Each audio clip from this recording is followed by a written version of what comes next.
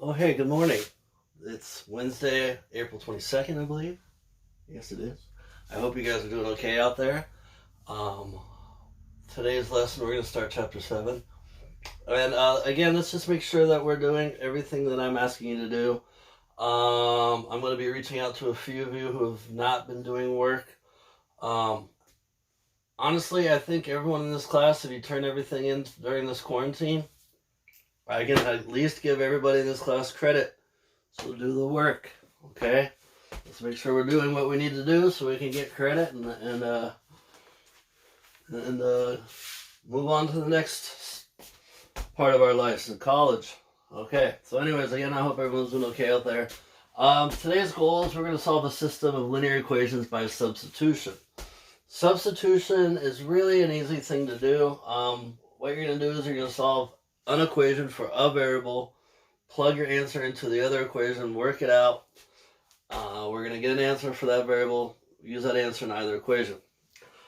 I'm going to recommend that what we're going to do is we're going to solve one equation for y. So I'm going to write a list of what to do. I should have written that down before I started, but I just now realized that would be helpful.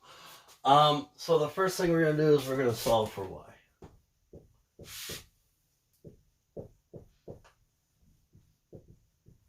Now, you could do this problem by solving for x, but knowing what the next set of problems from this section is, we want to solve for y.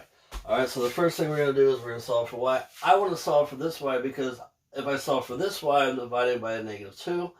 I'm solving for this y. All I have to do is subtract 2x to both sides, and this equation very simply becomes y equals -2x plus 5.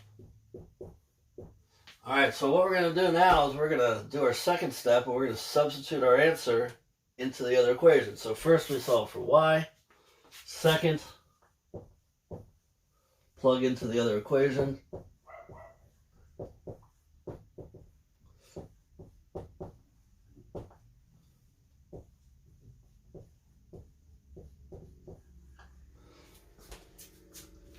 So this y is going to now turn into -2x plus 5. So I have now 3x minus 2. And instead of a y, I'm just going to put a big parentheses because I will be replacing it with that. And that's equal to 4. So y turns into -2x plus 5. And let's see here. So we go through our 6 steps to solve. So I distribute 3x plus 4x minus 10 equals 4. I'm going to combine these like terms. I'm going to add the 10 to the other side. And now I'm left with 7x equals to 14. Divide out the 7. And x is equal to 2. Alright, so we plugged into our other equation, and I should add and solve. The third step is we're going to use our answer in either equation to find the other variable.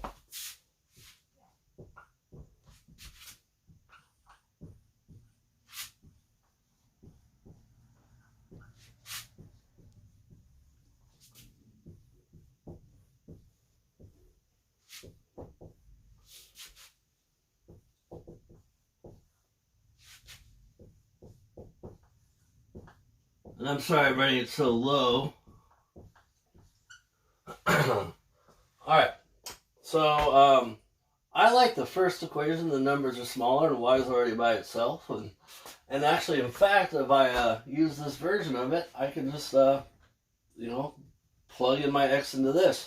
So that means that y is going to equal -2. And instead of an x, I'm going to put a 2 plus a 5. So -2 times 2 is a 4, or -4 plus a 5. I owe $4, I have $5, that means y equals 1. Whenever I have an x and a y, I want to write my answer as an ordered pair. So my ordered pair is 2, 1. What we did is we found where these lines cross. This is a linear equation, this is a linear equation, and we're looking to find where they cross. I have 4 problems for you guys to do today. That's it. 4. One problem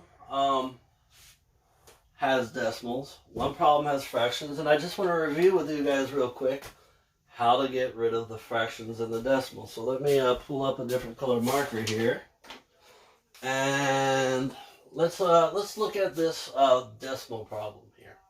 I'm gonna look at 0.5 as 50 cents. I don't want a decimal. I'm looking at this as $3.60, and this is $9 exactly.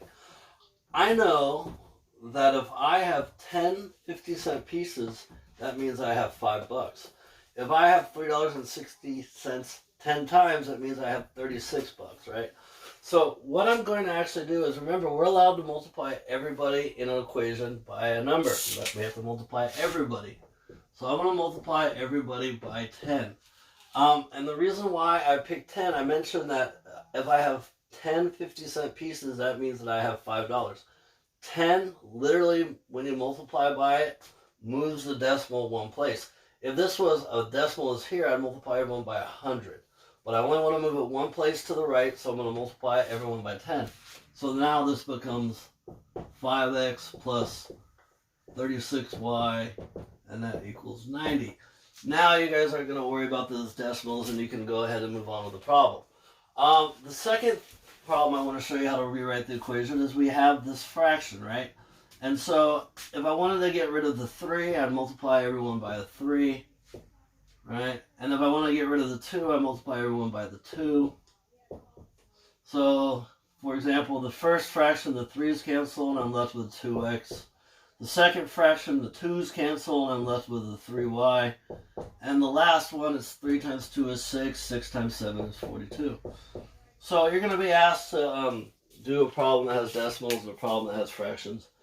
And hopefully this explained it well enough that you're able to answer these 4 questions. Again, I said it.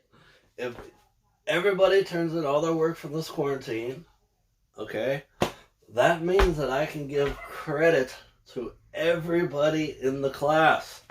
You heard what I said. Just keep doing what I asked you to do. Okay, and we should be fine. And again, I hope everyone is doing okay out there. And I will post the next lesson on Friday. 4 questions today. Not too much. Maybe 10, 15 minutes of your time. Alright, so again, remember, we solved one equation for y. We plug that into the other equation, and then we solved for x. Once we know our value of x, we can plug that into our first thing we solved and find the value of y. We've now discovered where the lines cross. Alright guys, have a good day. I will see you tomorrow.